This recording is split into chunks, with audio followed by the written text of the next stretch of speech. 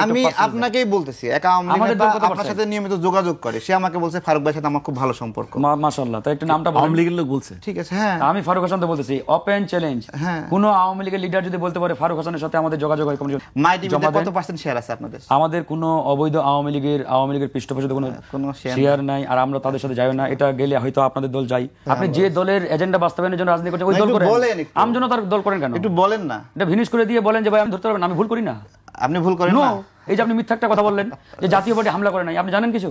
100% আপনার আমজনতার দল হামলা করে ওঠা। শুনেন, আমি নিশ্চিতভাবে বলতে পারি, শুনেন, এই যে আন্দোলনে স্টেক হোল্ডার কেউ মানুষের উপর নিপীড়ন করতেছে, আমি তো বলবোই যে এদের সাথে সঙ্গ দেওয়া আমার ঠিক হয় নাই। আপনারা বিরাট বড় দল, কিন্তু জাতীয় পার্টির কাছে মাইর খান যে আওয়ামী লীগকে যদি আপনি নিষিদ্ধ অবস্থায় রাখেন এবং আওয়ামী লীগকে যদি এইটা আদায় করতে হয় যে তারা আর নিষিদ্ধ না, তাহলে সেই দিন অনেক রক্তপাত হবে, অনেক রক্তপাত হবে।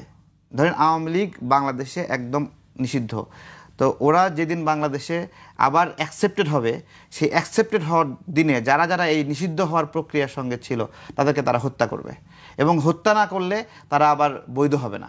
তাহলে কি আগামী নির্বাচনে কি আওয়ামী লীগ অংশগ্রহণ করবে বলে আপনার মনে হয়? আপনি যদি জনগণের অধিকার, স্বতঃস্ফূর্ত অধিকারের কথা বলেন, তাহলে আমি বলি তাদের গ্রহণ করা উচিত। জনগণ ডিসাইড করেছে 5 আগস্ট যে বাংলাদেশে আওয়ামী লীগ কোনো রাজনৈতিক শক্তি নয়, রাজনৈতিক দল নয়। এই দল উগ্রবাদী সংগঠনটির রাজনীতি করার আর কোনো এখতিয়ার নেই, এটাকে উৎখাত করতে হবে, বিতাড়িত করতে হবে। এই যে আজকে ডক্টর মোহাম্মদ ইউনূস যে বক্তব্য দিয়েছেন, আমি তো মনে করি জনগণের সাথে প্রতারণা করেছেন, এই বিপ্লবের সাথে বেইমানি করেছেন তিনি। আওয়ামী লীগের সাথে আমাদের বিদ্যমান রাজনৈতিক দল যারা আছে তাদের সাথে পরকীয়া সম্পর্ক চলছে। সচল করা হতে পারে আওয়ামী লীগের কার্যক্রম। আমাদের সঙ্গে স্টুডিওতে উপস্থিত আছেন গণ অধিকার পরিষদের ভারপ্রাপ্ত সভাপতি ফারুক হাসান, আপনাকে স্বাগত জানাচ্ছি। আমাদের সঙ্গে আছেন আম জনতার দলের সাধারণ সম্পাদক মোহাম্মদ তারেক রহমান, আপনাকে স্বাগত জানাচ্ছি। ধন্যবাদ। আমাদের আজকে বেশ কিছু বিষয় নিয়ে আলোচনা আছে। আমরা আজকে দেখেছি যে পুলিশের আইজিপি বক্তব্য দিয়েছেন, খাগড়াছড়ি পরিস্থিতি নিয়ে সেনাবাহিনীর একটি বক্তব্য আছে, বিএনপি স্থায়ী কমিটির সদস্য সালাউদ্দিন আহমেদ একটি বক্তব্য দিয়েছেন। তিনজনের কথা একই রকম, ষড়যন্ত্র। তিনজনই বলেছেন যে দেশে এই মুহূর্তে ষড়যন্ত্র আছে এবং নির্বাচনকে সামনে রেখে এই ষড়যন্ত্র চলছে। দেশে একটা অস্থিতিশীলতা সৃষ্টির জন্য এই ষড়যন্ত্র চলমান রয়েছে। আমরা একটি বিষয় দেখলাম, প্রধান উপদেষ্টা ডক্টর মোহাম্মদ ইউনূস একটি সাক্ষাৎকার দিয়েছেন বিদেশি গণমাধ্যমকে। সেখানে তিনি বলেছেন সচল করা হতে পারে আওয়ামী লীগের কার্যক্রম যে কোনো সময়। আমি ডক্টর মোহাম্মদ ইউনূসের সেই সাক্ষাৎকারের কিছু অংশ একটু তুলে ধরতে চাই আলোচনায় যাবার আগে। প্রধান উপদেষ্টা অধ্যাপক ডক্টর মোহাম্মদ ইউনূস বলেছেন, আওয়ামী লীগকে নিষিদ্ধ করা হয়নি, তাদের নিবন্ধনও স্থগিত করা হয়নি, শুধুমাত্র দলের কার্যক্রম সাময়িকভাবে স্থগিত রাখা হয়েছে। জাতিসংঘ সাধারণ পরিষদের অধিবেশনের ফাঁকে জিটিওকে দেয়া এক সাক্ষাৎকারে সাংবাদিক মেহেদী হাসানের প্রশ্নের জবাবে তিনি একথা বলেন। ডক্টর ইউনূস বলেন, কার্যক্রম স্থগিত থাকায় আওয়ামী লীগ কোনো রাজনৈতিক কর্মকাণ্ড পরিচালনা করতে পারবে না, তারা দল হিসেবে বৈধ রয়েছে, তবে কার্যক্রম সাময়িকভাবে স্থগিত করা হয়েছে, যে কোনো সময় এই কার্যক্রম আবার চালু করা হতে পারে। কার্যক্রমের উপর নিষেধাজ্ঞা যে কোনো সময় তুলে নেওয়া হতে পারে। এক প্রশ্নের জবাবে তিনি বলেন, আওয়ামী লীগের নির্বাচনে অংশ নেওয়ার বিষয়টি নির্বাচন কমিশনের এখতিয়ার, কোনো দল নির্বাচনে অংশ নিতে পারবে সে বিষয়ে সিদ্ধান্ত দেবে নির্বাচন কমিশনই, কারণ তারাই নির্বাচন পরিচালনা করছে। আমি ফারুক হাসানকে দিয়ে শুরু করতে চাই। এই বিষয়ে গতকাল আপনাদের দলের সাধারণ সম্পাদক রাশেদ খান একটি বক্তব্য দিয়েছিলেন। তিনি বলেছিলেন, আওয়ামী লীগ ফিরলে দায়ী থাকবেন ইউনূস ও তার উপদেষ্টা পরিষদ। এই বিষয়ে ফারুক হাসানের মন্তব্য জানতে চাই। ধন্যবাদ আপনাকে। ডক্টর মোহাম্মদ ইউনূস জাতিসংঘের সাধারণ অধিবেশনে বক্তব্য দেওয়ার উদ্দেশ্যেই সেখানে বড় একটি বহর নিয়ে তিনি জাতিসংঘের উদ্দেশ্যে গিয়েছেন আমেরিকায়। তো যাই হোক, আজকে গণমাধ্যমে আমরাও সেই খবরটি দেখলাম যে যে কোনো সময় আওয়ামী লীগের কার্যক্রম সচল করা হতে পারে। তা আমি মনে করি ওনার এই বক্তব্যের মাধ্যমে অলরেডি আওয়ামী লীগের কার্যক্রম সচল হয়ে গেছে। যখন সরকার প্রধানের মুখ দিয়ে এরকম বক্তব্য বের হয়, তখন তো এটার আর বলার অপেক্ষা রাখে না যে আসলে সরকার আওয়ামী লীগকে রাজনীতির বাইরে, নির্বাচনের বাইরে রাখতে চাচ্ছেন না। তারা মূলত চাচ্ছেন আওয়ামী লীগ যে কোনোভাবে, যে কোনো কায়দায় বাংলাদেশের রাজনীতিতে আবার ফিরে আসুক। কিন্তু রাজনৈতিক কর্মকাণ্ড দাবি ছিল যে আমি বলছি, যেমন ধরেন আমরা শুরুতে আওয়ামী লীগের প্রশ্নে যেভাবে সোচ্চার ছিলাম আফটার 5 আগস্ট, এই গণঅভ্যুত্থান পরবর্তী সময়ে প্রত্যেকটা রাজনৈতিক দল, আওয়ামী লীগ তথা আওয়ামী লীগের দোসর যারা, ফ্যাসিস্ট যারা, তাদের প্রতি মানে এই রাজনৈতিক দল, দেশের জনগণ, ছাত্র জনতা সবারই কিন্তু একটা প্রচণ্ড রকম ছিল, ক্ষোভ। এবং এই ফ্যাসিবাদী শক্তিটাকে কোনোভাবেই যাতে কেউ আর কোনোভাবে অ্যাকসেপ্ট না করে, গ্রহণ না করে, এরকম একটা জায়গা থেকে কিন্তু প্রত্যেকটা রাজনৈতিক দলের জায়গা থেকে সর্বোচ্চটা দিয়ে তারা মানে আওয়ামী লীগকে কি উৎখাত করছে, বিতাড়িত করছে। কিন্তু 9 আগস্ট সরকার গঠনের পর আওয়ামী লীগের প্রতি সরকারের একটা অজানা মানে কি বলবো এটাকে মায়া মহব্বত আমরা লক্ষ্য করেছি। বিশেষ করে ওই সময় চেয়ারে বসে 2-3 জন অ্যাডভাইজার প্রকাশ্যেই বলেছেন যে আওয়ামী লীগ একটা ঐতিহ্যবাহী দল, আওয়ামী লীগের অনেক অবদান আছে, আওয়ামী লীগকে নিষিদ্ধ করা যাবে না, ইত্যাদি ইত্যাদি। তার মানে আওয়ামী লীগের পক্ষে যেই সরকার, এটা কিন্তু 9 আগস্টের পরপরই প্রমাণিত হয়েছে। তারপরে যে দেখেন আওয়ামী লীগ যখন তাদের কার্যক্রমের উপরে নিষেধাজ্ঞা দেওয়া হলো, এটা কিন্তু সরকার উইলিংলি দিয়েছে বা সরকার তাদের দায়িত্ববোধের জায়গা থেকে দিয়েছে। এটা কয়েকটি রাজনৈতিক দলের চাপের মুখে আন্দোলন সংগ্রাম এক পর্যায়ে আপনার ডক্টর মোহাম্মদ ইউনূসের বাসভবনের সামনে যখন ঘেরাও করা হলো, আমরাও আওয়ামী লীগের কার্যক্রমের বিরুদ্ধে ছিলাম। তো যাই হোক, অনেক রাজনৈতিক দলেই মানে এই আন্দোলনের সমর্থন জানিয়েছিলেন, পক্ষে ছিলেন। তো সেই জায়গা থেকে সরকার কিন্তু ওয়ান কাইন্ড অফ আপনার অবলিগড হয়ে বা কী বলে এটাকে বাধ্য হয়ে আওয়ামী লীগকে নিষিদ্ধ করেছে বা তাদের কার্যক্রমে একটা ইন্টারিম ইনজাংশন দিয়েছে। এরপরে ডক্টর মোহাম্মদ ইউনূস যতগুলো কথা বলেছে সবগুলো সত্য। আওয়ামী লীগ তো বৈধ রাজনৈতিক দল, সরকারের কথা অনুযায়ী, সরকারের সিদ্ধান্ত অনুযায়ী। একই সাথে আওয়ামী লীগ আগামীতে নির্বাচন করতে পারবে কি পারবে না, এটা কিছুদিন আগেও ডক্টর মোহাম্মদ ইউনূস আপনার একটি আন্তর্জাতিক গণমাধ্যমে সাক্ষাৎকার দেওয়ার সময় বলেছিলেন যে আওয়ামী লীগ নির্বাচন করবে কি করবে না এটা আওয়ামী লীগের সিদ্ধান্ত, এটা আমাদের কোনো বিষয় না। তো এই যে দেখেন এই ঘটনাগুলো আর আসলে সামগ্রিকভাবে আমরা যদি পর্যালোচনা করে মানে সামারিটা টানি, এই সরকার এই গণঅভ্যুত্থানকে কোনোভাবেই রিপ্রেজেন্ট করে না। ন্যূনতম বিগত আন্দোলন সংগ্রামে এই সরকারের 99% অ্যাডভাইজার বলেন বা এই সরকারের দায়িত্বশীল চেয়ারে যারা আছেন, এদের কোনো অবদান নেই, ন্যূনতম অবদান নেই। বরঞ্চ এই সরকারের অধিকাংশ অ্যাডভাইজার এবং দায়িত্বশীল ব্যক্তি বিগত সময়ে ফ্যাসিবাদী শক্তির পৃষ্ঠপোষক ছিলেন এবং তাদের দ্বারা উপকৃত হয়েছে, লাভবান হয়েছে। ফারুক, আমি যদি বলি, আপনি গণ অভ্যুত্থানের পরে এই ছাত্ররাই ডক্টর মোহাম্মদ ইউনূসকে দায়িত্ব দিয়েছেন, তিনি বলেছেন তিনি রাজি ছিলেন না, তাদের অনুরোধেই তিনি দায়িত্ব নিয়েছেন। কিন্তু তার উপরে আপনার এই যে বক্তব্য বলছেন যে তারা প্রতিনিধিত্ব করে না, এই অবস্থাটা এখন প্রথমত হচ্ছে এই গণঅভ্যুত্থানটা এমন একটা প্রেক্ষাপটে হয়েছে, তারপরে আমরা 5 আগস্ট বাংলাদেশের দীর্ঘ ফ্যাসিবাদকে বিতাড়িত করলাম। এই যে এরকম একটা মোমেন্টে ভঙ্গুর একটা রাজনৈতিক অবস্থা, এই অবস্থায় ছাত্ররা আসলে বুঝতে পারে নাই যে কি করা যাবে, কাকে দায়িত্বে আনা দরকার, ইত্যাদি ইত্যাদি। ওই সময় নানা রকম ষড়যন্ত্র, নানা রকম জায়গা থেকে, নানান লেয়ার থেকে ধরেন যে একটা ক্ষমতা দখল, এরকম নানা রকম একটা ধরেন যে আপনার সম্ভাবনা ছিল। তো এরকম একটা ভঙ্গুর অবস্থায় আসলে ছাত্ররাও যে বুঝে শুনে সিদ্ধান্তটা নিয়েছে, আমি এটা মনে করি না। তারা মনে করেছে যে চয়েসগুলো রয়েছে এই চয়েসগুলোর মধ্যে ডক্টর মোহাম্মদ ইউনূস বেটার। তো সুতরাং সেই জায়গা থেকে হয়তো তারা ডক্টর মোহাম্মদ ইউনূসের নামটি রেফার করেছে বা সেটাকে পিক করেছে। তো আমি মনে করি এটা আসলে আরেকটু গভীরভাবে যদি আমাদের ভাবার সুযোগ হতো, কিংবা রাজনৈতিক যে মহল বা রাজনৈতিক দলের যারা শীর্ষস্থানীয় নেতৃবৃন্দ ছিলেন তাদের সাথে এই ছাত্র নেতৃবৃন্দরা যদি বসে একটু আলোচনা করার সুযোগ পেতেন বা করতেন, তাহলে বিষয়টা আসলে হয়তো ভিন্ন রকমও হতে পারতো। কিন্তু আমরা দেখেছি 5 আগস্টে ক্যান্টনমেন্টে একটা বৈঠক হয়েছে, এই বৈঠকের পরে ছাত্ররা কিন্তু আর কোনো রাজনৈতিক দলের সাথে সেভাবে মিটিংও করেন নাই, আলোচনাও করেন নাই, কিংবা কিভাবে একটা সরকার গঠন করতে পারি ইত্যাদি ক্লোজ যে একটা ডিসকাশন যেটা করা দরকার ছিল। এমনকি বিপ্লবের পক্ষের শক্তি যারা, যে সকল রাজনৈতিক দল প্রত্যক্ষভাবে বিক্ষোভ বা গণঅভ্যুত্থানে সম্মুখ সারিতে নেতৃত্ব দিয়েছেন, অবদান রেখেছেন, তাদের সাথেও খুব একটা কমিউনিকেশন করা হয় নাই। এখানে আমরা যারা আছি প্রত্যেকটি রাজনৈতিক দল এই গণঅভ্যুত্থানে সর্বোচ্চ শক্তি দিয়ে ফাইট করেছে। আমরা সবাই এই গণঅভ্যুত্থান তো একা কোনো ব্যক্তি বা দলের না, সবার সম্মিলিত প্রচেষ্টার মাধ্যমে হয়েছে।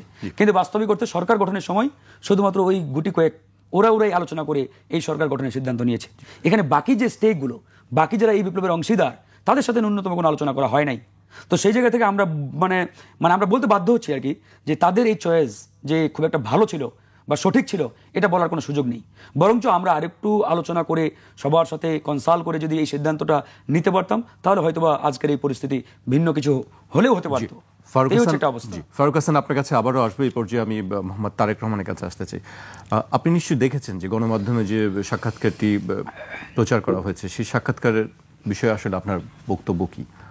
তিনি একটি কথা বলেছেন যে আসলে নির্বাচন করতে পারবে কি পারবে না সেটি আসলে নির্বাচন কমিশনই সিদ্ধান্ত নেবে।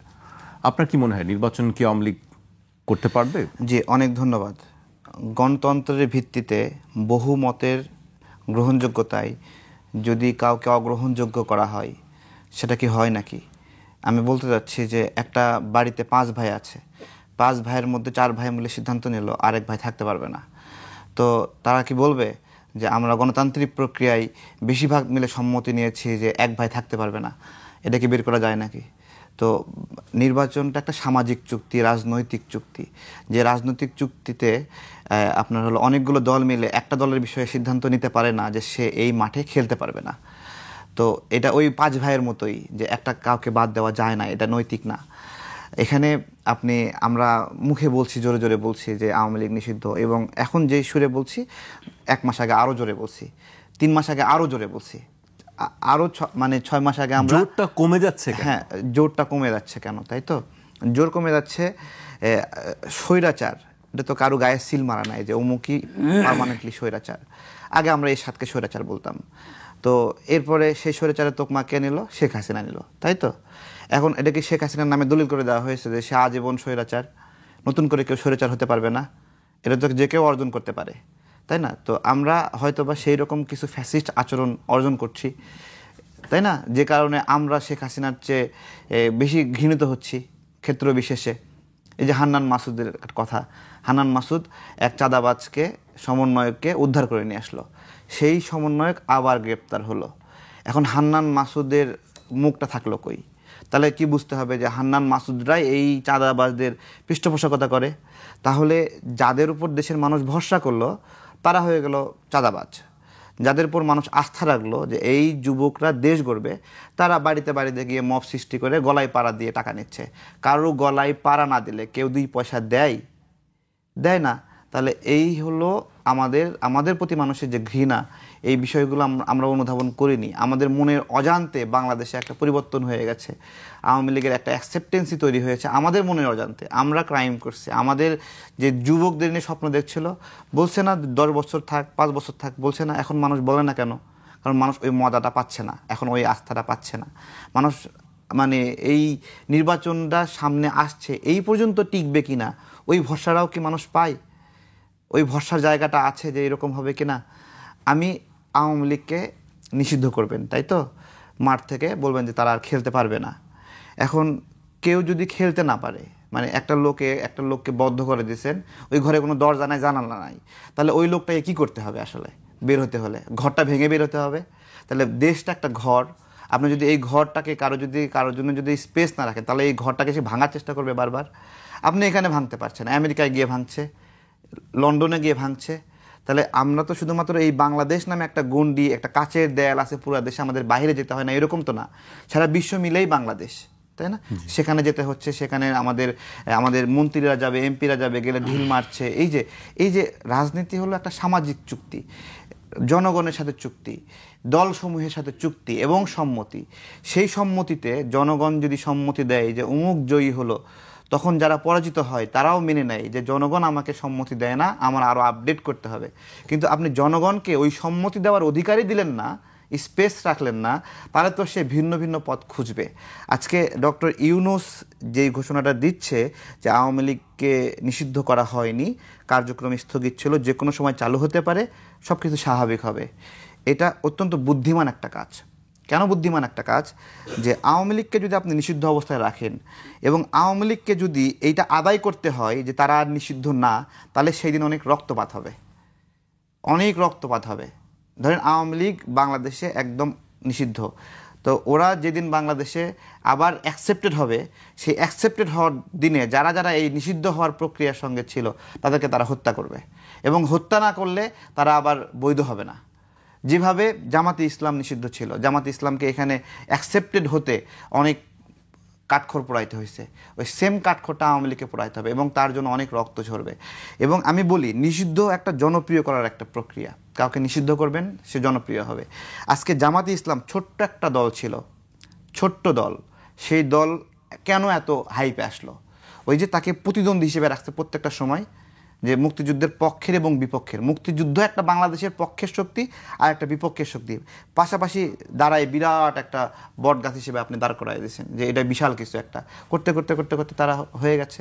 তো এরকমভাবে আওয়ামী লীগকেও আপনি যদি নিষিদ্ধর মতো বড় করে রাখেন, লেট পিপল ডিসাইড যে তারা কি অবস্থায় থাকবে, তাই না? আপনি দেখেন একটা সন্ত্রাসী, তার সন্ত্রাসী কার্যক্রম করার জন্য একটা ব্যাকআপ দরকার।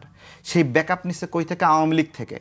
ওই সন্ত্রাসীরা আওয়ামী লীগের পতনের পরে বিপদে আছে, কিন্তু ও যখন থেকে এনসিপিতে আসছে, গণ অধিকারে আসছে, বিএনপিতে আসছে, ও আবার ওই ঘাটটা মোটা করে আবার বুক ফোলায় চলতেছে। তাহলে ওই সন্ত্রাসী, ওর যে রাজনৈতিক পরিচয় ছিল ওইটা থাকলে ও কোন ভাষা হয়ে থাকতো? তাহলে আমরা সন্ত্রাসীদেরকে আমরা ঠিকই গ্রহণ করতেছি, মানে খারাপ খারাপ মানুষ যারা অপকর্ম করার জন্য রাজনৈতিক দল পাল্টাচ্ছে তাদেরকে আমরা অ্যাকসেপ্টেন্সি দিচ্ছি, কিন্তু একটা দলে অনেক নিরীহ মানুষ আছে, সেই মানুষগুলোর রাজনৈতিক অধিকার আমরা কেড়ে নিচ্ছি। এবং আমরা যে শহীদ মিনারে যাই, শহীদ মিনারে গেলাম, স্মৃতিসৌধে গেলাম, পুরা ফাঁকা ফাঁকা। কেন নাই? স্মৃতিসৌধের কালচার কারা প্র্যাকটিস করে? শহীদ মিনারের কালচার কারা প্র্যাকটিস করে? তারা নাই। তার মানে ওই জনগণের ওই অংশ মনে করতেছে যে এই স্মৃতিসৌধটা এই মুহূর্তে আমাদের স্মৃতিসৌধ না, এই শহীদ মিনারটা এই মুহূর্তে আমাদের স্মৃতিসৌধ না, গেলাম না, তাই না? এই যে যাচ্ছে, তার মানে জনগণের মধ্যে একটা মুখ ফিরিয়ে নেওয়ার, এটা তো কথা ছিল না। গণ অভ্যুত্থান, আমরা বিজয়ী হয়েছি। বিজয়ীরা, সত্যিকারের বিজয়ী যারা, তারা নমনীয় হয়, সত্যিকারের যোদ্ধা, যেরকম যুদ্ধের সময় অনেক বীর দর্পে যুদ্ধ করে, যুদ্ধ শেষ হলে পরাজিতের প্রতি আবার দয়াও করে। যে ব্যক্তিটা আহত হয়েছে, আপনার কাছে পরাজিত হয়েছে, তার ট্রিটমেন্ট আপনি দেবেন না, তাকে আপনি সুস্থ হওয়ার অধিকার দেবেন না। তো এই বিষয়গুলো আমরা মানছি না আর কি। আওয়ামী লীগ কি নির্বাচনে, তাহলে কি আগামী নির্বাচনে কি আওয়ামী লীগ অংশগ্রহণ করবে বলে আপনার মনে হয়? আপনি যদি জনগণের অধিকার, স্বতঃস্ফূর্ত অধিকারের কথা বলেন, তাহলে আমি বলি তাদের গ্রহণ করা উচিত। জনগণকে ঠকানো হবে তাহলে। জনগণ, আপনি নিজে জয়ী হওয়ার জন্য বলছেন যে আমার একটা প্রতিদ্বন্দ্বী কম থাকলে তাকে ডিসকোয়ালিফাই করো, তাই না? এছাড়া তো আর কোনো উদ্দেশ্য নাই। আপনি যদি আওয়ামী লীগের অপরাধীর প্রতি ক্ষোভ থাকতো, তাহলে শিশির মনির কিভাবে আপনার আইজিপি মামুনের আইনজীবী হয়? তার ল ল্যাব কীভাবে আইজিপি মামুনকে রাজবন্দী হিসেবে মুক্ত করার চেষ্টা করতেছে? সে যদি আপনার কম্পিটিটর হয়, বেসিক্যালি তো সে তো আপনার কম্পিটিটর না, সে তো আপনি রাজনৈতিক কাজে তাকে ব্যবহার করতেছেন, জায়গায় জায়গায় কাজে লাগাচ্ছেন, এখানে দলে নিচ্ছেন, স্লোগান দেওয়াচ্ছেন, সেই স্লোগানের মাঝখানে জয় বাংলা স্লোগানও দিচ্ছে না। তাহলে আপনি বাস্তবে আওয়ামী লীগকে নিষিদ্ধ করছেন শুধুমাত্র আপনার রাজনৈতিক পথ পরিষ্কার করার জন্য। তো আপনার পথ পরিষ্কার করা তো জনগণের দায় না। তো জনগণ আপনাকে ভোট নাও দিতে পারে, আপনি 2 নাম্বার হবেন, এই প্রতিযোগিতায় আপনি টিকতে পারবেন না, এই জন্য আপনি আওয়ামী লীগকে নিষিদ্ধ চাইবেন, জাতীয় পার্টিকে নিষিদ্ধ চাইবেন। এটা অনৈতিক দাবি। ওই 5 ভাইয়ের মতো, যে 5 ভাই মিলে গণতান্ত্রিক প্রক্রিয়ায় বলতেছে এক ভাই বাসায় আর থাকবে না। আসলে কি বের করে দেওয়া যায়? জি, ফারুক হাসান, আপনি নিশ্চয়ই শুনছিলেন তারেক রহমানের বক্তব্যগুলি। আসলে কি ব্যবহার করা হচ্ছিল? বেশ কিছু বলছেন, কথা বলছিলেন যে আওয়ামী লীগকে আসলে কারা ব্যবহার করছে। ধন্যবাদ আপনাকে। দেখুন, তারেক রহমান যে কথাগুলো বলেছে এগুলো আসলে আমি মনে করি 90%ই তার যে পূর্বের ত্যাগ, লড়াই, সংগ্রাম, এগুলোর সাথে সাংঘর্ষিক। বিশেষ করে সে 5 ভাইয়ের একটা উদাহরণ দিল যে 5 ভাইয়ের মধ্যে 4 ভাই সিদ্ধান্ত নিলেন আরেক ভাইকে বের করে দিবেন। ওই 5 ভাইয়ের এক্সাম্পল আপনি আওয়ামী লীগ আর বর্তমান যারা বিপ্লবের পক্ষের শক্তি, দেশপ্রেমিক রাজনৈতিক দল, তাদের সাথে আপনি গুলিয়ে ফেলে উদাহরণ হিসেবে টানার চেষ্টা করেন। এটা তো আপনার সেই যে অবদান, যে ত্যাগ, এটার সাথে আমি মনে করি এক প্রকারের প্রতারণা করা হচ্ছে। আসলে দেখেন, আওয়ামী লীগ বিগত 15 বছর কোনো রাজনৈতিক দল হিসাবে বাংলাদেশে এক্সিস্ট করে নাই। It's not a political party. এটা একটা উগ্রবাদী সন্ত্রাসী সংগঠন আপনি বলতে পারেন। কারণ একটা পলিটিক্যাল পার্টি যে ধরনের ক্যারেক্টারিস্টিক্স, যে ধরনের বৈশিষ্ট্য থাকা দরকার, বিগত 15 বছর আওয়ামী লীগের মধ্যে ন্যূনতম কোনো বৈশিষ্ট্য এক্সিস্টিং করে নাই। আওয়ামী লীগ একটা দানবীয় উগ্রবাদী সংগঠন হিসাবে বিগত 15 বছর ছিল, এবং যে সংগঠনটার দায়িত্বই ছিল ভিন্নমত বিরোধী দলকে দমন করো, ভিন্নমতকে হত্যা করো, ক্রস ফায়ার দাও, গুম করো, এই কাজ। এছাড়া জনগণের গণতান্ত্রিক অধিকার আদায় এই 15-16 বছর আওয়ামী লীগ কোনো অবদান রাখে নাই, একবারে স্পষ্ট। তো সেই জায়গা থেকে আজকে যদি আওয়ামী লীগকে আপনি ভাই মনে করে থাকেন, আপনি তারেক রহমান একটা দলের সাধারণ সম্পাদক, তার আপনার দলের যদি আওয়ামী লীগ ভাই হয়ে থাকে, তাহলে আর কিছু বলার নাই। ওই বিষয়ে আমি আর কথা বলতে চাই না। আমি শুধু একটা কথাই বলতে চাই, ওয়ান্স এ স্বৈরাচার অলওয়েজ স্বৈরাচার। যে একবার স্বৈরাচার হয়েছে ও কিয়ামত পর্যন্ত স্বৈরাচার। এই যে জাতীয় পার্টির চেয়ারম্যান এরশাদ, তার দল, তাকে যে একবার স্বৈরাচার ট্যাগ দেওয়া হলো, কবে? 90 সালে। তো এই 2025 সাল, দীর্ঘ প্রায় 35 বছর, এই 35 বছরে কি কেউ একবার বলার চেষ্টা করেছে যে ও তো ফেরেশতা? কেউ বলে নাই। যখনই বলে তখনই বলে স্বৈরাচারের স্বাদ, বলে কিনা ভাই? তো সুতরাং হাসিনা এবং তার দল স্বৈরাচারের ট্যাগ যেদিন থেকে লেগেছে, কিয়ামত পর্যন্ত এই স্বৈরাচার, ফ্যাসিস্ট, তার ওই নাম থেকে আর কখনো উঠবে না।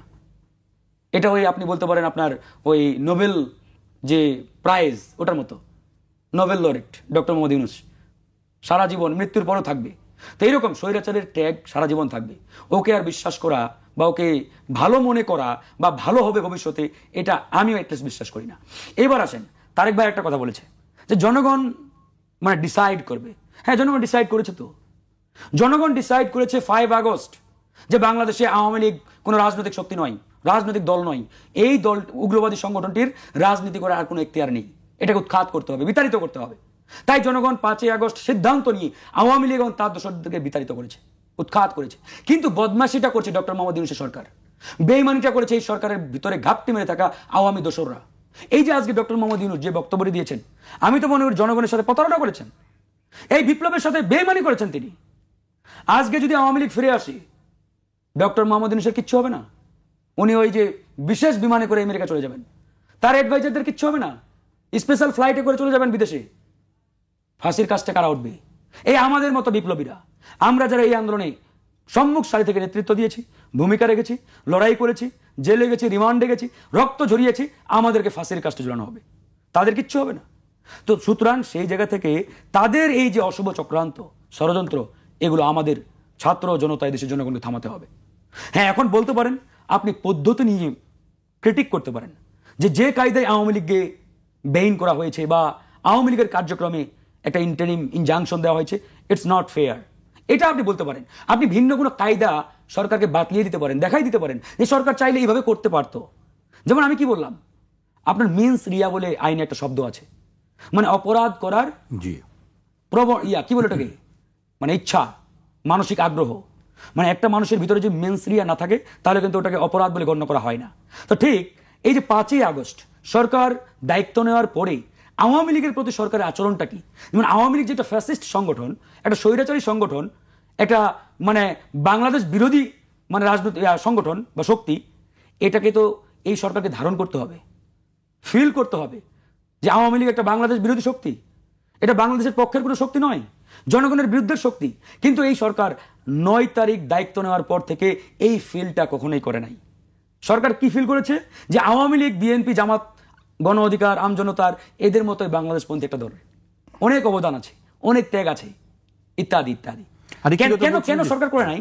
দেখেন, এই যে বললাম, এই সরকারের 99% অ্যাডভাইজার বা দায়িত্বশীল যারা রয়েছেন, প্রত্যেকের বিন্দু পরিমাণ কোনো অবদান নেই। মানে এই যে আমরা একটা 36 দিন তথা 15 বছরের লড়াই করেছি, লড়াইটা 36 দিনে ছিল না, এই লড়াইটা ছিল বিগত 15 বছরের একটা সামষ্টিক 36 দিনের মানে চূড়ান্ত বিজয়ের, আমি বলবো এটাকে মানে ছিল আর কি, পোর্টফোলিও।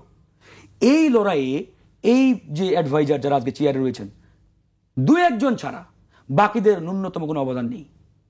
যে ব্যক্তিটার এই 15-16 বছরেই শরীরে একটা দাগ লাগে নাই, স্বৈরাচার কর্তৃক একটা ধাক্কা খাই নাই, ফ্যাসিবাদ কর্তৃক ধরেন যে একটা ন্যূনতম টোকাও লাগে নাই গায়ে, সে তো ফিল করবে না, এই গণঅভ্যুত্থানকে ধারণ করবে না। সে মনে করবে ওই যে আওয়ামী লীগ যেভাবে তাকে সাপোর্ট দিয়েছে, আওয়ামী লীগের মধু খেয়েছে, সে সেটাই ফিল করে। তার মুখে এখনো ওই আওয়ামী লীগের মধুর মিষ্টি লেগে আছে, এই জন্য সে মুখ হা করলেই আওয়ামী লীগের কথা বের হয়। সে আছে অ্যাডভাইজারের চেয়ারে, সে আছে 1400 শহীদের রক্তের উপরে দাঁড়িয়ে এই চেয়ারে, কিন্তু তার মুখ দিয়ে বেরোয় আওয়ামী লীগের মধু। তার মানে সে আওয়ামী লীগের মধু বিগত 15 বছর খেয়েছে, সুতরাং তাদের মুখ দিয়ে এরকম শব্দ বেরোবে, এটাই স্বাভাবিক। তবে আমরা স্পষ্ট করে বলতে চাই, আওয়ামী লীগকে আপনি যে কায়দায়, যে ফরম্যাটেই মানে নিষিদ্ধ করতে চান, বেইন করতে চান, ইত্যাদি ইত্যাদি, কিন্তু আওয়ামী লীগের প্রশ্নে আপোষহীন যে জনগণের রায়, এই রায়কে আপনি অগ্রাহ্য করতে পারবেন না। মানে বাংলাদেশের জনগণ রায় দিয়েছে যে আওয়ামী লীগ কোনো পলিটিক্যাল পার্টি নয়, কোনো রাজনৈতিক শক্তি নয়, এটাকে উগ্রবাদী, সন্ত্রাসবাদী, বাংলাদেশ বিরোধী রাজনৈতিক শক্তি। সুতরাং এই শক্তিটার জনগণের সাথে আর কোনো কানেকশন নেই, একবারে স্পষ্ট। জি, এ পর্যায়ে তারেক রহমানকে দিয়ে শুরু করতে চাই। আসলে আওয়ামী লীগের পুনর্বাসনের পেছনে আসলে কারা কাজ করছে? আমরা শুনছি যে দেশি বিদেশি বিভিন্ন মহল এর পেছনে কাজ করছে। আপনিও বলছিলেন যে দেশে আসলে তাদেরকে কারা ব্যবহার করছে, একটু বলবেন পরিষ্কার করে আসলে যে কারা তাদেরকে পুনর্বাসনের জন্য কাজ করছে? আওয়ামী লীগের সাথে আমাদের বিদ্যমান রাজনৈতিক দল যারা আছে তাদের সাথে পরকীয়া সম্পর্ক চলছে। পরকীয়া? হ্যাঁ, পরকীয়া। মানে বাহিরে বাহিরে নিষিদ্ধ চাই, ভিতরে ভিতরে বুকে জড়ায় ধরে। ঠিক আছে, আমি ফারুক ভাইরেই বলতেছি, আপনাদের সাথে এই যে মাই টিভির আফ্রিদির কি সম্পর্ক? আচ্ছা, হ্যাঁ, কি সম্পর্ক যে জাতীয় পার্টি নিষিদ্ধের ব্যানার বানিয়ে সেই ব্যানারে বক্তব্য দিচ্ছে নুরুল হক নূর, মাই টিভি নিয়ে আফ্রিদি নিয়ে বক্তব্য দিচ্ছে। কি কেন এত আপন হলো কেন? এই গণ অভ্যুত্থান বিরোধী যে সকল অনলাইন অ্যাক্টিভিস্ট যারা কাজ করেছে, ব্লগার কাজ করেছে, আফ্রিদি, তৌহিদ আফ্রিদি তাদের মধ্যে একজন। তাই যদি হয় তাহলে তৌহিদ আফ্রিদি ভিডিও কল দিয়ে আরেকজনকে দেখায় এই যে বাংলাদেশের ভবিষ্যৎ প্রধানমন্ত্রী নুরুল হক নূর, দেখো বাংলাদেশে সে বিশেষ কিছু হবে, সে আমার সাথে আছে। এত দহরম মহরম কেন? আবার বলতেছে যে বহিষ্কার চাই, অস্বীকার করবে। শ্রমিক লীগ থেকে তাদের যুব অধিকারে দলে লোক নিছে না, সিলেটে আওয়ামী লীগ থেকে তাদের দলের দায়িত্ব নিছে না। তো আবার এরকম আছে যে আরেকজন আওয়ামী লীগ নেতা, সে হলো লীগ থেকে গণ অধিকারে গেছে, গণ অধিকারেও পোষায়নি, সেখান থেকে আবার গেছে এনসিপিতে। ঠিক আছে, এখন বিএনপি থেকে বলতেছে যে আওয়ামী লীগের লোকরা আসতে পারবে, আর জামাত তো বলেই দিছে যে ফ্যাসিস্ট বলো না, এরা আমাদেরই ভাই। তো এই যে এত ভিতরে ভিতরে প্রেম, হ্যাঁ, কিসের জন্য এই প্রেম? শুধু মানে বিএনপির অবস্থান সবাই তো আওয়ামী লীগকে গ্রহণ করছে, কে গ্রহণ করে নাই? কে গ্রহণ করে নাই আওয়ামী লীগকে? আওয়ামী লীগ এক পরিবারে 4 ভাই, এক ভাই জামাত করে, এক ভাই বিএনপি করে, এক ভাই আওয়ামী লীগ করে। আপনি কি করবেন? ওই ভাইরে যে আওয়ামী লীগ করে গ্রেপ্তার করতে পারবেন? গ্রেপ্তার করতে পারছে? 40,000-এর উপরে আওয়ামী লীগ নেতাকে গ্রেপ্তার করছে।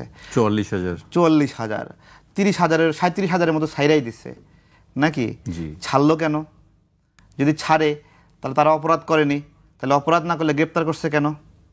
এই যে একটা মানুষ পুলিশের গুলিতে নিহত হয়েছে, আপনি সেই যে যার গুলিতে নিহত হলো তার নামটা বাদ দিয়ে দুনিয়ার সবার নাম দিয়ে দিয়েছেন কেন?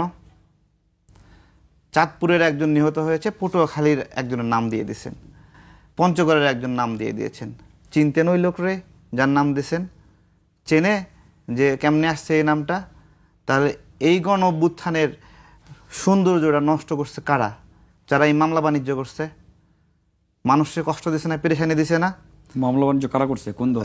মামলা বাণিজ্য আপনার দল করছে, আমার দল করছে, বিএনপি করছে, জামাত করছে, এনসিপি করছে, আমরাই গণ অভ্যুত্থানের মালিক যারা তারা করছে। এটা বলেন যে কারা মামলা হচ্ছে, তার মানে আপনি নিজে এটা সাথে জড়িত না? আমি মামলা দেইনি কারণ আপনি নিজে বললেন এখনই। আমি বলতেছি আমরা সবাই যারা গণ অভ্যুত্থানে ছিলাম তারাই মামলা বাণিজ্য করছি। আইজিপিও আজকে এই কথা বলেছেন যে মামলা বাণিজ্য এখনো চলছে না এখনো? তাহলে আপনি দেখেন, এটা তো বুঝতে পারেন। বললেন তারা বললেন যে সবাই করছে, আমার ওই সাহসটা আছে। এই যে মামলা বাণিজ্য, আমি তো আমাকে স্কিপ করিনি, ঠিক আছে? 100% এর মধ্যে সবাই কে যোগাযোগ করতেছে না, মানে কোন দল কত পার্সেন্ট মামলা বাণিজ্যের সাথে জড়িত? আমি আপনাকেই বলতেছি, এক আওয়ামী লীগ নেতা আপনার সাথে নিয়মিত যোগাযোগ করে, সে আমাকে বলছে ফারুক ভাইয়ের সাথে আমার খুব ভালো সম্পর্ক। মাশাআল্লাহ, তাই একটু নামটা আওয়ামী লীগের লোক বলছে, ঠিক আছে? হ্যাঁ, আমি ফারুক হাসান তো বলতেছি, ওপেন চ্যালেঞ্জ। কোন আওয়ামী লীগের লিডার যদি বলতে পারে ফারুক হাসানের সাথে আমাদের যোগাযোগ হয়, আমি ওপেন। আমি তো এখনই তো ওইটা আপনাদের নাম দিলাম আপনাকে, আপনি অস্বীকার করেন। আপনি তো আমার নাম বললেন ভাই, আমার সাথে বলে যোগাযোগ করতে, আপনার সাথেও যোগাযোগ হয়, নাম বলেন। আমি তো ওপেন চ্যালেঞ্জ, অন ক্যামেরা বের করে দেব। কেউ যদি বলে যেটুকু দিলাম, না আমি ওপেন, সেইটুকুর উত্তর দেন আপনি। আমি চ্যালেঞ্জ দিয়ে বলছি, আমি ফারুক হাসানের সাথে সেইটুকুই বলেন। মাই টিভির সাথে আপনাদের সম্পর্ক কি? আমি এটা বলবো, এটা আমি লিখে রাখছি। আপনি এখনই বললেন যে আওয়ামী লীগের এক নেতা আপনাকে বলছে আমার সাথে যোগাযোগ আছে, অভিযোগ। আমি অন ক্যামেরা বলছি, আমি ফারুক হাসান চ্যালেঞ্জ দিয়ে বলছি, আমি এটা আওয়ামী লীগের লিডার ফেসবুকে পোস্ট করে দেব নি, এরপরে রেকর্ডিং করে রেখে আমি দিয়ে দেব। বলতে পারে যে আমার সাথে যোগাযোগ আছে, যোগাযোগ আপনি আবার সাবধান হয়ে যান না, আমি রাজনীতি ছেড়ে দেব। ওপেন, ঠিক আছে? আমার কোনো দুর্বলতা নাই ভাই, আমি ফেয়ার। তাহলে আপনার দল থেকে করছে কেন? আরে ভাই, সেটা আমি বক্তব্য দিব, তো আপনি বলেন, অসুবিধা নাই। আমি তারেক রহমানের কাছে আসতেছি, আপনার বক্তব্য শুনতে চাই।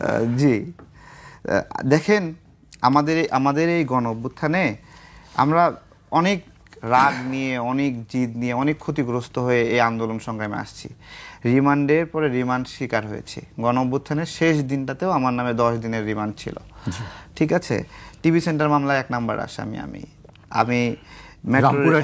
হ্যাঁ, তারপরে 1 নম্বর আসামি, হ্যাঁ, মেট্রো রেলের 5 নাম্বার আসামি, সেতু ভবনের 3 নাম্বার আসামি, যাত্রাবাড়ির 4 নাম্বার না কয় নাম্বার আসামি, এই এতগুলো মামলার গুরুত্বপূর্ণ আসামি আমি।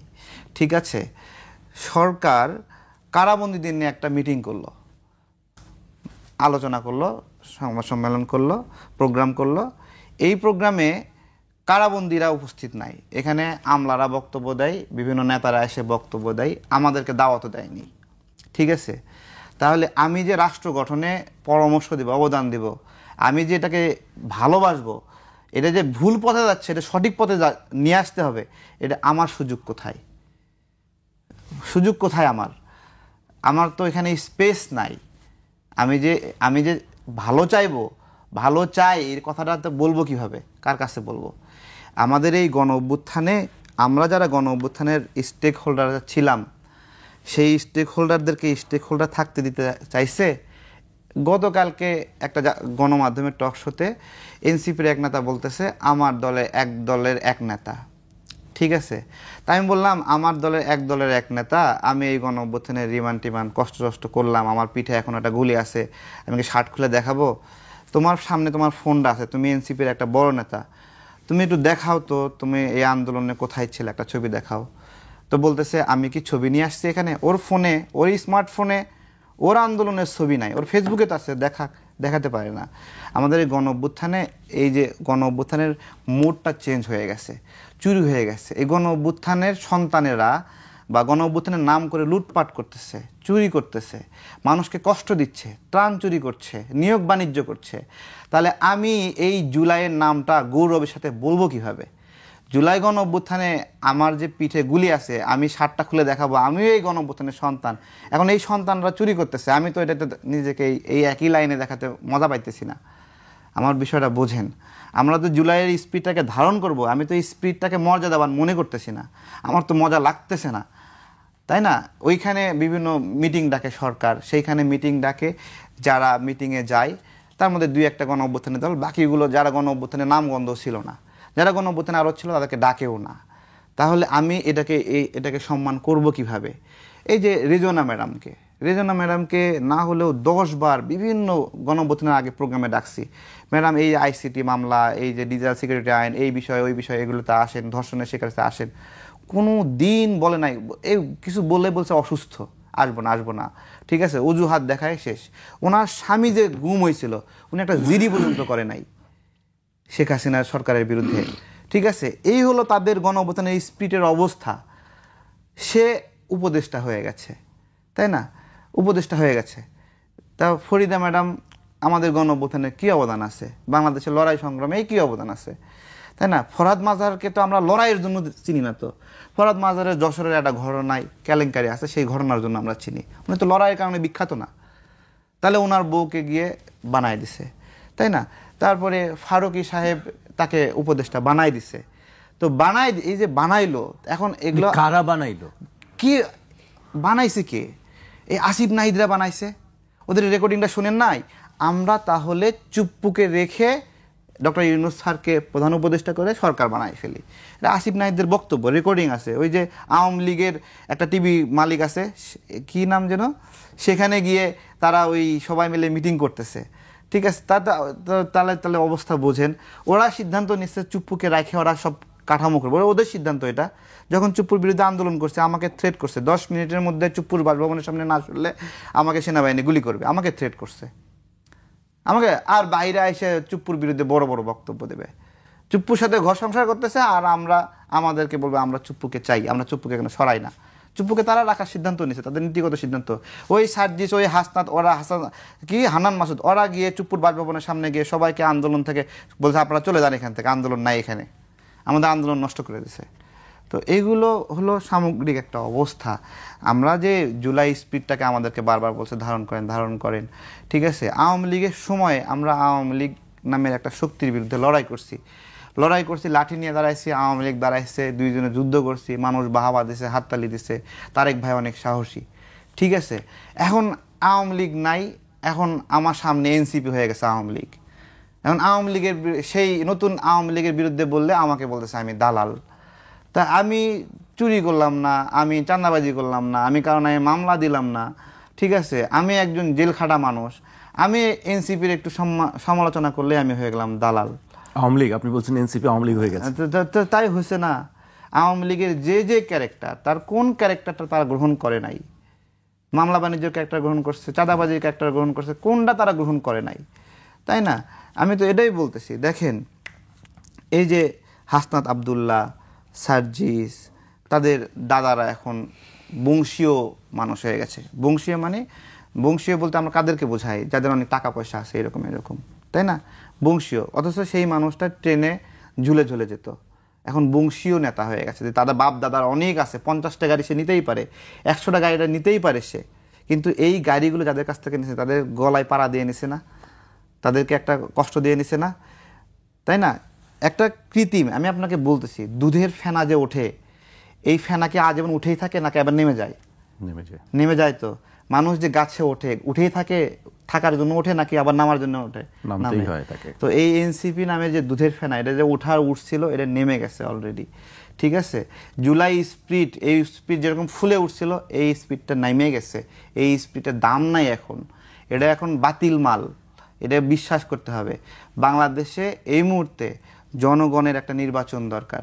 জনগণ সামাজিক চুক্তি, রাজনৈতিক চুক্তির মাধ্যমে তাদের সরকার নির্বাচিত করবে। সেই প্রতিদ্বন্দ্বিতায় সকল রাজনৈতিক স্টেক হোল্ডারকে আমি চাই, আমরা চাই।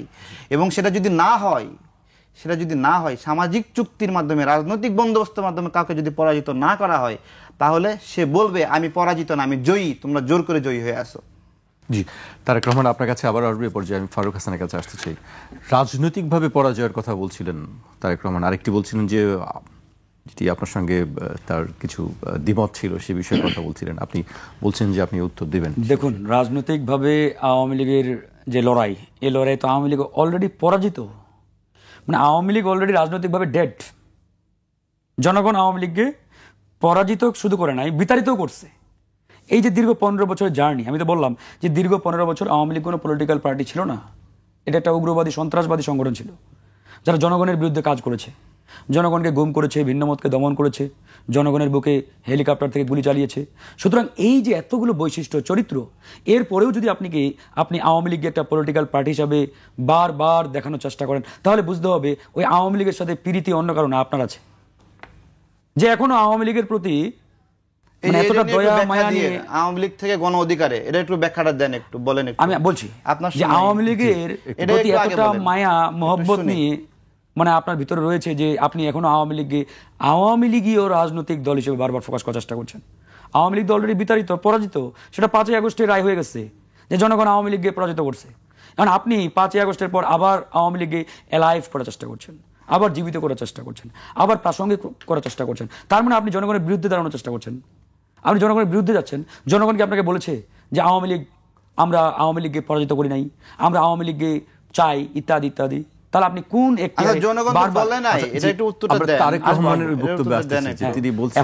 এখন বিষয়টা হচ্ছে আওয়ামী লীগ ধরেন যে নানান দল ঢোকার চেষ্টা করছে, কথাটা ট্রু। আবার এটাও বলার চেষ্টা করতে হবে আমাদের, আওয়ামী লীগের যারা ভালো, সে যেটা বলার চেষ্টা করলো, আমি মনে করি আওয়ামী লীগের ভালো কেউ আছে বলে আমি মনে করি না। কারণ যারা ভালো তারা আওয়ামী লীগ করতে পারে না। মানে আওয়ামী লীগ এমন একটা মেশিন, এই মেশিনে কেউ একবার প্রবেশ করলে মানে ভালো থাকার কোনো সুযোগ নেই।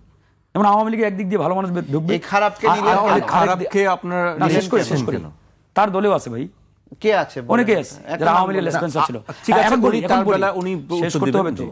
আওয়ামী লীগের যদি 2-1 জন গণ অধিকারে ঢোকার চেষ্টা করে, আমরা যাচাই বাছাই করে যখনই তথ্য পাই আমরা আউট করে দিই। ইভেন এটা বিএনপিতে আরো বেশি ঢোকার চেষ্টা করে। বিএনপি যখন দেখে জামাতও এরকম 2-1টা ঢোকার চেষ্টা করছে, জামাতও বহিষ্কার করছে।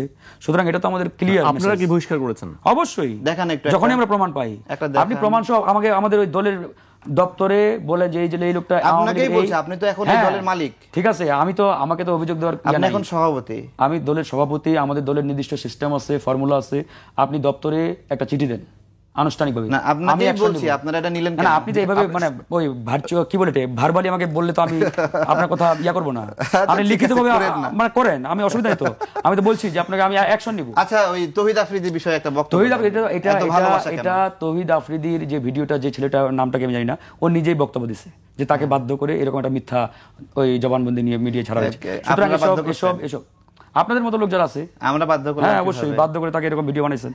পরে তো আপনাদের পক্ষে বক্তব্য দিছে ভিপি নুরুল হক নূর যে একটা হোটেলের কথা বলা হলো যে তৌহিদ আফ্রিদির সাথে দেখা হয়েছে, নূর নিজে ক্লিয়ার করেছে তার ফেসবুক পোস্টে যে ওখানে একটা তার মিটিং ছিল, একটা প্রোগ্রাম ছিল, অন্যান্য দলের হঠাৎ করে নেতারাও হয়ে গেছে ছিলেন, আর কি, by তারাও chance, গিয়েছিল, accidentally। বের হওয়ার সময় ওখানে দেখা হয়েছে। আমার সঙ্গেও এটা হতে পারে, এটা আমার সঙ্গে বিভিন্ন নূর দলের হকের নেতাদের কথা সাথে হচ্ছে অনেকেরই দেখা হয়।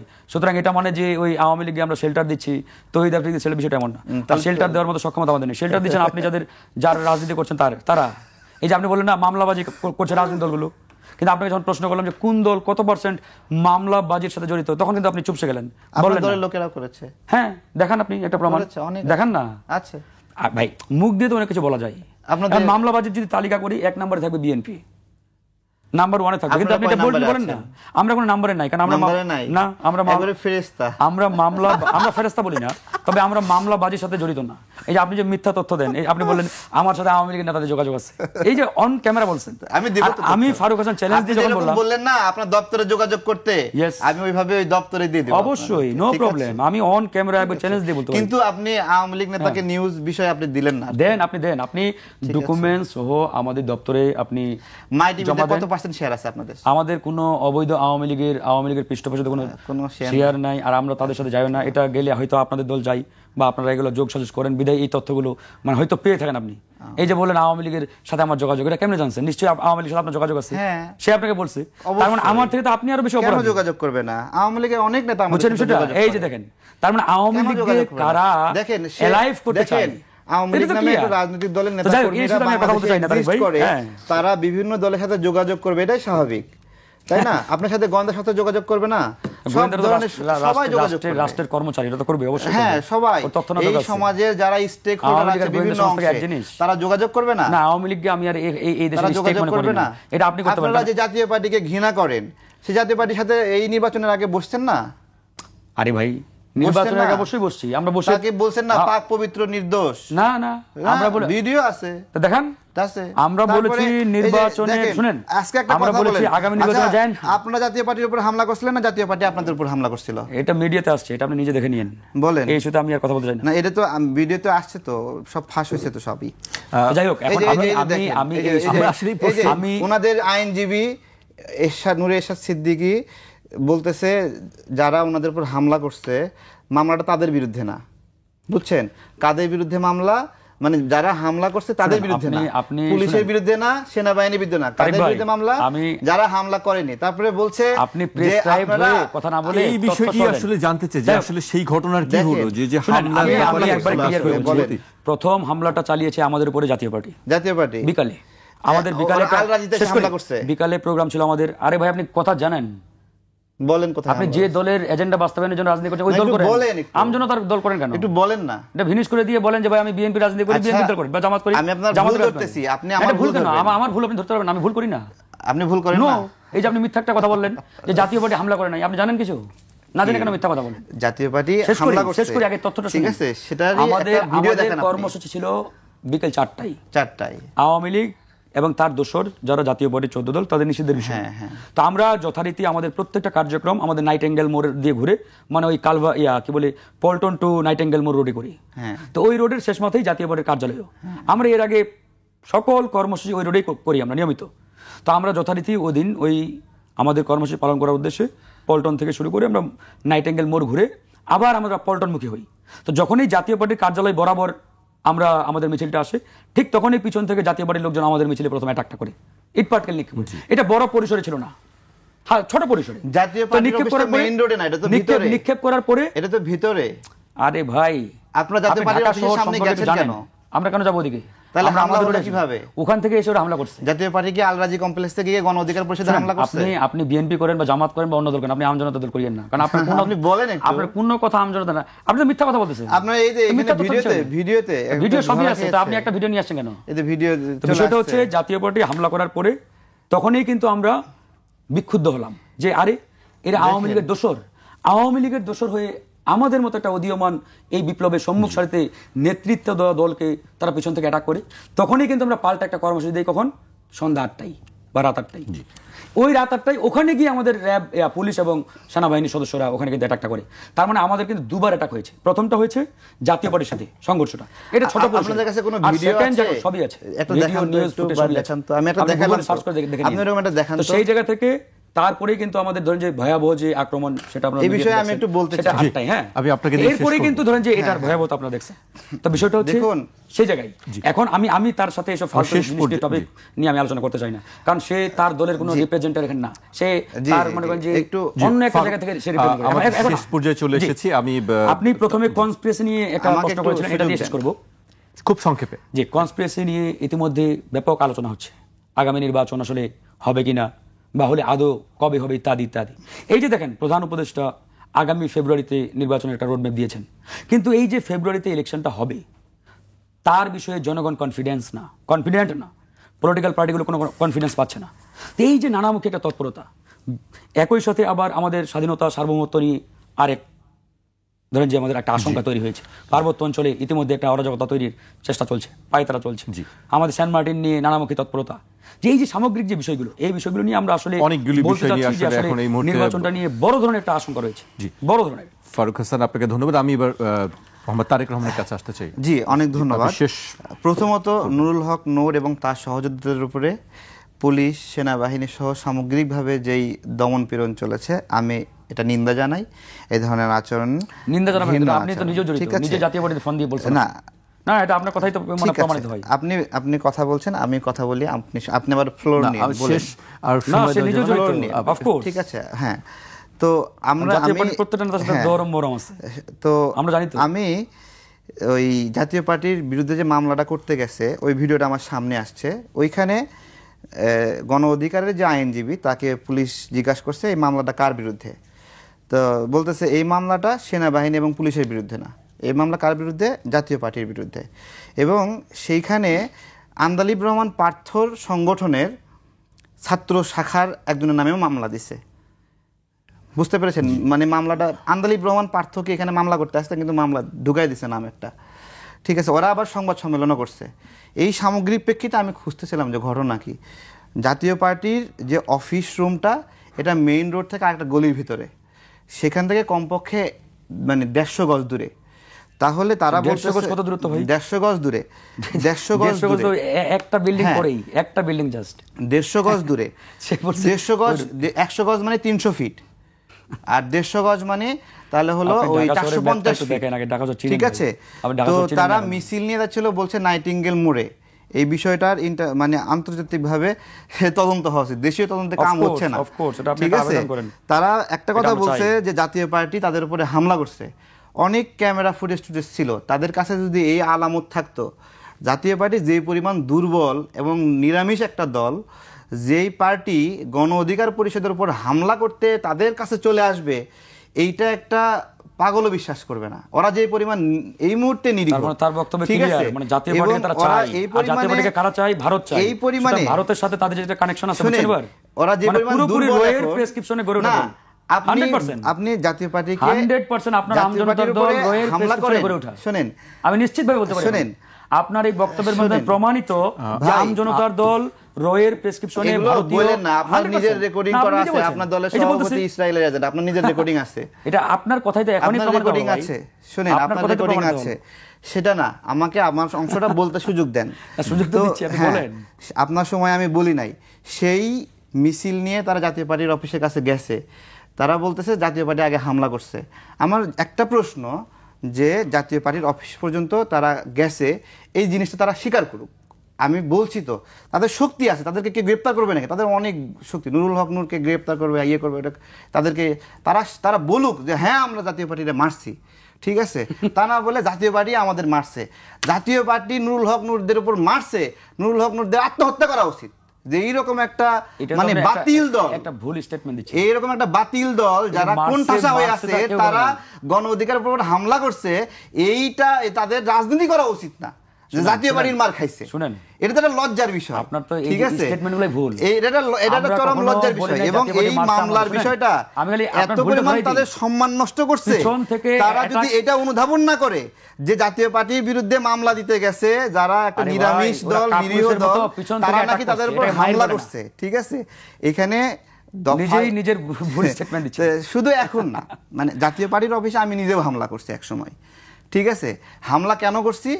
তা ওই সময় নুরুল হক নূরের সংগঠনের ছেলেরা ওই বিপ্লবী পরিষদ নামে একটা গ্রুপ খুলছে, সেই গ্রুপ থেকে জাতীয় পার্টির অফিসে হামলার উদ্যোগ নিছে। তা সেইখানে জিয়া ভাই সহ আরও কয়েকজন হামলার শিকার হয়েছে। তাদেরকে উদ্ধার করতে গিয়ে তাদের সাথে আমিও মারামারিতে জড়াইছি, ঠিক আছে, আমি মারামারিতে জড়াইছি এবং সেইটা ভায়োলেন্সের রূপ নিচ্ছে। আমি ফিল করি এটা আমার ঠিক হয় নাই, আমি এটা ফিল করি, আমার এই ফিলিংস আছে। ধানমন্ডি 32-এর ওইখানে যে ভায়োলেন্স হয়েছে, ওই ভায়োলেন্সে আমিও ছিলাম, আমি এটা ফিল করি আমার থাকা ঠিক হয়নি। আমি আমার প্রত্যেকটা রাজনৈতিক পথ চলায় আমি কি কি ভুল করছি এবং কি কি সঠিক করছি, আমি আমার ওই সৎ সাহস রাখি যে আমি এটা স্বীকার করি, এটা আমি স্বীকার করি। কারণ আপনার আওয়ামী লীগের সাথে একটা এখন দরম মরম হইছে না, না আওয়ামী লীগের বিরুদ্ধে যেগুলো করছেন এখন তার তো আওয়ামী লীগের সাথে অলরেডি দরম বাংলাদেশের এবং কার সাথে যে কার দহরম মরম এটা আমি বাংলাদেশের যদি বাংলাদেশের অধিকাংশ মানুষ কয়েকদিন পরে এটাও বলতে পারে যে আমি 5ই আগস্টের আগে যে আন্দোলন করছি এটা ভুল ছিল। সিরিয়াসলি আপনি বলতে পারেন, সে বলবে নিশ্চিত থাকেন। হ্যাঁ, সে যখনই বলছে যে এটা ভুল ছিল, আমার যদি 5ই আগস্ট আমার যদি এরকম মনে হয় যে আন্দোলনকারীরা জুলুমবাজ হয়ে গেছে, আন্দোলনকারীরা জুলুমবাজ হয়েছে, তাহলে তো আমি বলবোই যে আমার এই আন্দোলনে যাওয়া ঠিক হয়নি। তাই না? আন্দোলনকারী যদি এরকম দেখি যে আন্দোলনে স্টেক হোল্ডার কেউ মানুষের উপর নিপীড়ন করতেছে, আমি তো বলবোই যে এদের সাথে সঙ্গ দেওয়া আমার ঠিক হয় নাই। আপনি খালি সমালোচনা করেন জামাতের আর এনসিপির, আর বাকি কারো সমালোচনা করেন, অথচ মামলাবাজি যারা করে নাম্বার 1-এ তার বিষয়ে কোনো কথা বলে না। আপনি বলছেন যে যাই হোক, দেখেন এই হচ্ছে অবস্থা। শুনেন ভাই, আপনারা নিরপেক্ষ জায়গা থেকে শুনেন, কথা বলেন। আপনারা বিরাট বড় দল কিন্তু জাতীয় পার্টির কাছে মাইর খান, এটা হলো একটা বাস্তবতা। এটা বলেন, এটা আপনার একটা ঠিক আছে, এটা আহম্মকমূলক কথা। এর জন্য তো মামলা করছেন কেন তাহলে? অফ কোর্স মামলা করছেন কেন? জাতীয় পার্টি কাপুরুষের মতো পিছন থেকে অ্যাটাক বলেন, মামলা করছেন কেন? এটা কারা করে? কাপুরুষ। তা আপনারা পাল্টা অ্যাটাক করেননি? পাল্টা অ্যাটাক আমরা তো ওই যে পুলিশ প্রশাসন, আমরা তাদের প্রতি মানে আমরা আইন, আপনারা তখন চুপ ছিলেন নাকি? নিজের হাতে আইন তুলে নিব না তো, আমরা আইনের প্রতি ওনারা আইন তুলে নেননি, ওনারা হলো ফুল নিয়ে গেছিল জাতীয় পার্টির কাছে। আমরা ফুল নিয়ে যাব কেন? আমরা নিষিদ্ধ চাই, নিয়মতান্ত্রিক নিয়ে গেছে এবং জাতীয় পার্টি তাদেরকে মারছে এবং তারা মার খেয়ে এসে কান্নাকাটি করতেছে ইউনূস স্যারের কাছে, আমাদেরকে মারলো কেন? শুনেন, ঠিক আছে, আমরা নিয়মতান্ত্রিক আমরা নিয়মতান্ত্রিক রাজনৈতিক দল, আমরা নিয়ম মানি, আমরা আইনের প্রতি শ্রদ্ধাশীল, আমরা নিয়ম মাফিক সরকারের কাছে আহ্বান জানাই। আমরা এখন শুনেন, সরকারের কাছে আহ্বান জানাতে জাতীয় পার্টির অফিসে হামলা করতে গিয়ে মার খেয়ে আসে। আমরা কোনো হামলা করতে যাই নাই, বরং জাতীয় পার্টি আমাদের পিছনে অ্যাটাক করছে। আমাকে শেষ করতে হচ্ছে, জাতীয় পার্টি আপনাকে অ্যাটাক করার সক্ষমতা রাখে, এর মানেই আপনার চেয়ে জাতীয় পার্টির রাজনীতি প্রাসঙ্গিক না। এটা তো আপনাদের কারণে, আপনি দুর্বল হয়ে গেছেন। আপনার কারণে, আপনাদের মতো আমি শেষ করছি আপনাদের দুজনকে জাতীয় পার্টিকে রাখতেছেন। আমি শেষ করছি আপনাদের দুজনকে অনেক অনেক ধন্যবাদ।